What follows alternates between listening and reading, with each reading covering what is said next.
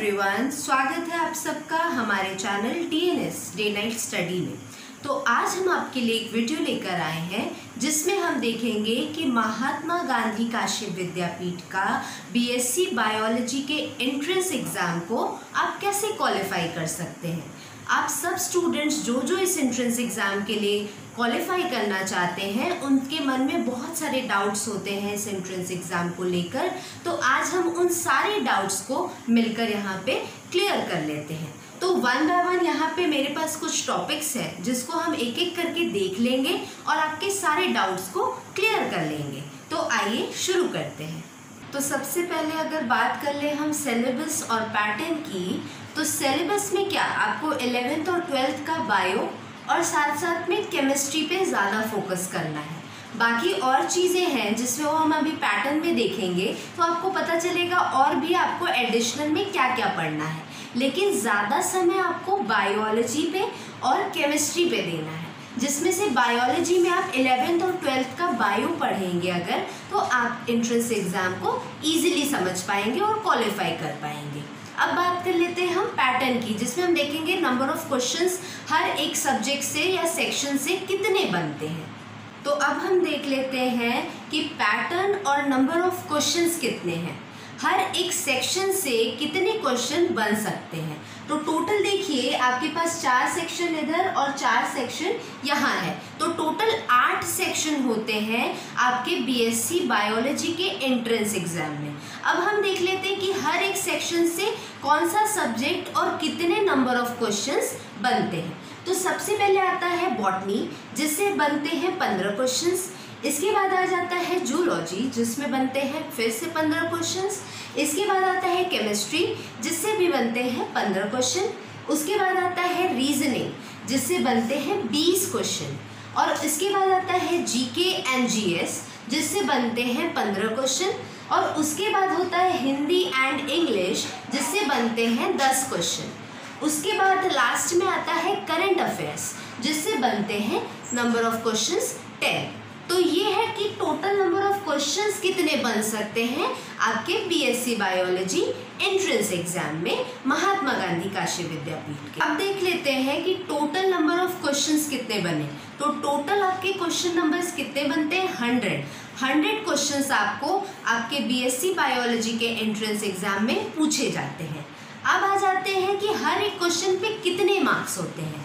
तो एक क्वेश्चन आपका 4 मार्क्स का होता है और आपको एक बेनिफिट मिलता है कि कोई भी नेगेटिव मार्किंग नहीं होती है। तो आप ये चीज़ कर सकते हैं कि आप मैक्सिमम नंबर ऑफ क्वेश्चंस को अटेम्प्ट करिए बिना किसी हेजिटेशन के।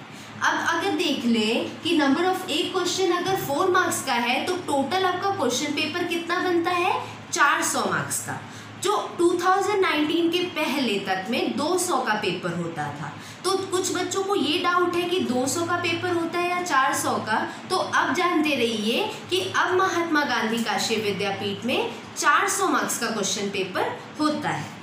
अब बात कर लेते हैं हम नंबर ऑफ सीट्स की। तो नंबर ऑफ सीट्स बहुत ज़्यादा नहीं है, लेकिन 60 सीट्स पाई जाती है बीएससी बायोलॉजी फैकल्टी में महात्मा गांधी काशी विद्यापीठ के। अगर बात की जाए कट ऑफ मार्क्स की, तो जनरल कैटेगरी के लिए 250 प्लस मार्क्स लाना बहुत इम्पॉर्टेंट है। तो इसके लिए आपके मन में डाउट होगा कि कितने क्वेश्चंस करने चाहिए। तो कम से कम 60 to 65 क्वेश्चंस करना ज़रूरी है। ये बात कर रही हूँ मैं जनरल कैटेगरी की। अगर ओबीसी वगैरह की बात कर लें तो इसके लिए ज़रूरी है कि आपको 200 प्लस आप यहाँ पे मार्क्स गेन करें। तो ये बात हो गई कट ऑफ मार्क्स की। आगे हम काउंसलिंग डिटेल्स या डॉक्यूमेंट्स के बारे में देख लेते हैं। तो अब बात कर लेते हैं एडमिशन फीस और काउंसलिंग डॉक्यूमेंट से रिलेटेड चीज़ों के बारे में। तो सबसे पहले अगर एडमिशन फ़ीस की बात करें तो ये क्या होता है, इसमें आपका टोटल फीस जो लगेगा वो 8000 लगता है। तो 8605 रुपये आपके पर ईयर लगते हैं। आप सबको पता है कि बीएससी का जो कोर्स है ये 3 साल का कोर्स होता है। तो टोटल आप लोग के इसके अलावा प्रैक्टिकल्स के भी कुछ फ़ीस लगती है। तो वो टोटल मिला के जो 3 साल की फ़ीस बनती है वो होती है 26,000। तो पर ईयर आपका लग जाता है 8,000 और टोटल जो आएगा 3 साल का फीस आपका वो होगा 26,000। अब देख लेते हैं कि काउंसलिंग के लिए डॉक्यूमेंट्स क्या क्या ज़रूरी होंगे। तो बात करें अगर हम अब अपने काउंसलिंग से रिलेटेड डॉक्यूमेंट्स के बारे में, तो उन सारे डॉक्यूमेंट्स के बारे में भी देख लिया जाए।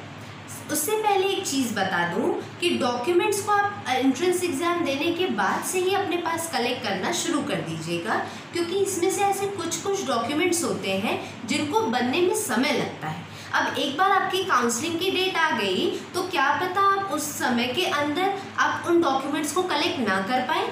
इसीलिए मैं आपको सजेस्ट करूंगी कि आप एंट्रेंस एग्ज़ाम देने के बाद से ही इन डॉक्यूमेंट्स को कलेक्ट करके अपने पास एक फाइल में ज़रूर रख लीजिएगा। तो शुरू करते हैं। तो सबसे पहले बात करें तो 10th और 12th की मार्कशीट ज़रूरी है, जो आपको हर एंट्रेंस एग्ज़ाम में चाहिए होता है। इसके बाद बात करें आधार कार्ड, तो आधार कार्ड की एक फ़ोटोकॉपी अपने साथ ज़रूर ले जाइए। साथ साथ में 5 से 7 अपने साथ पासपोर्ट साइज़ फ़ोटोज़ भी ले जाइए, जो कि आपको अलग अलग डॉक्यूमेंट्स में लगाने के लिए काम आएगा। इसके बाद बात करें तो आपको टीसी मतलब ट्रांसफ़र सर्टिफिकेट का भी काम आता है, जो आप जिस स्कूल से आप क्वालिफाई करते हैं 12th को, वहीं से आपको वो टीसी प्रोवाइड की जाती है, तो वो भी आप अपने साथ ज़रूर ले जाएंगे। जो लोग अभी 12th एग्ज़ाम दे चुके हैं या फिर नहीं भी दिए हैं, तो अब अपने जिस स्कूल से आप पढ़े हैं वहाँ से अपना टीसी ज़रूर ले लीजिए। इसके बाद बात करें तो आपको इनकम मतलब कि आय प्रमाण पत्र, कास्ट मतलब जाति प्रमाण पत्र और रेसिडेंस मतलब निवास प्रमाण पत्र की भी ज़रूरत पड़ती है। तो ये है इतने सारे डॉक्यूमेंट्स जो आपको काउंसलिंग के लिए ज़रूरी पड़ते हैं। आई होप मैंने आपके सारे डाउट्स को क्लियर किया हो और महात्मा गांधी काशी विद्यापीठ से रिलेटेड जो भी एंट्रेंस एग्ज़ाम के लिए आपकी क्वेरीज थी वो सारी चीज़ें इस वीडियो को देखने के बाद क्लियर हो गई होगी। तो आपको अगर एंट्रेंस एग्ज़ाम के लिए प्रिपरेशन करनी है या फिर महात्मा गांधी काशी विद्यापीठ के प्रीवियस ईयर के क्वेश्चन पेपर्स आपको अगर चाहिए, तो इस वीडियो के डिस्क्रिप्शन बॉक्स में जाके व्हाट्सएप नंबर जो डीएनएस का है वहाँ पर अपना नाम, अपने कोर्स का नाम और जिस कॉलेज के लिए आप अप्लाई करना चाहते हैं ये डिटेल्स लिखकर डीएनएस के व्हाट्सएप नंबर पे आप व्हाट्सएप कर सकते हैं। तो आई होप आपको सारी चीज़ें क्लियर हो गई होगी। Thank you.